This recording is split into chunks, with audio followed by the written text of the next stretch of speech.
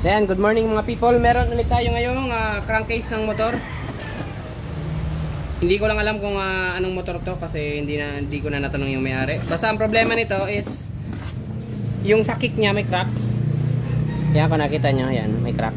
So yan, ititig weld natin yan. At saka yung ikalawang problema nito is marami siyang loose thread na number 8 na tornilyo. Isa, dalawa, tatlo, apat, 5, 6, 7 yung last thread niya na tornilyo. So ibabalik natin siya sa original thread. Pero hindi natin siya iti-TIG welding. Gagamit na lang tayo ng helicoil. So eto.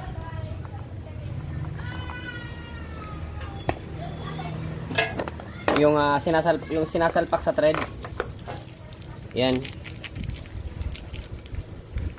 Yan para bumalik sa dating thread niya kasi alanganin siya i-oversize kasi napakanipis lang nung butas.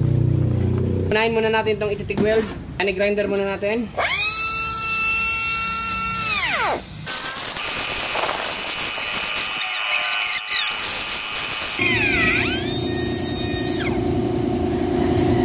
Grinder na natin, so iti-TIG weld din natin.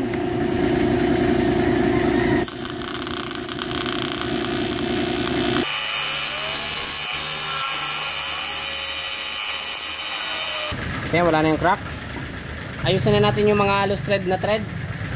Ibalik na natin siya sa original thread. So ito yung una natin gagawin. Babarinahan lang natin siya ng ganito kalalim. Tsaka i-retread natin siya gamit yung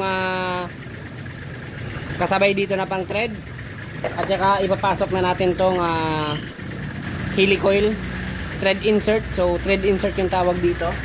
Kung makita nyo yung thread yan, wala na yan.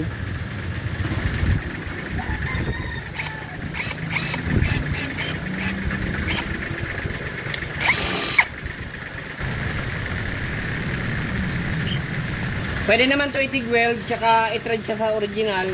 Kaso ito yung pinaka low cost kasi mabubugbog naman sa gastos yung may-ari. Biruin nyo 7 na butas yung iti-TIG weld natin tsaka i-retread. So dito na muna tayo kasi talagang mura lang to. So bali ang process ng pag-retread hindi para sa tornilyo kundi para dito sa insert na ilalagay natin. So yan, so pa naglalagay na ako ng thread insert, so nilalagyan ko ng thread locker kasi fix na siya dyan.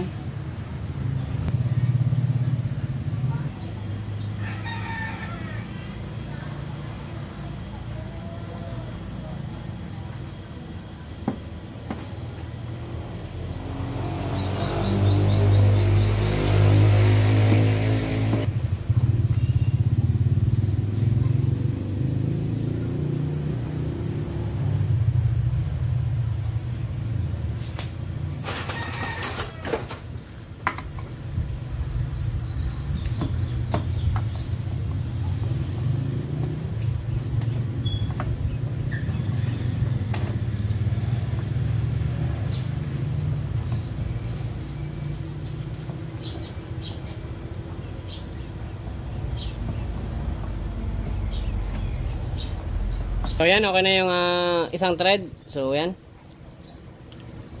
Hindi ko na i-video yung ibang mga butas kasi ulit-ulitin lang naman yung process para hindi na mahaba yung ating video. So yan. Thank you.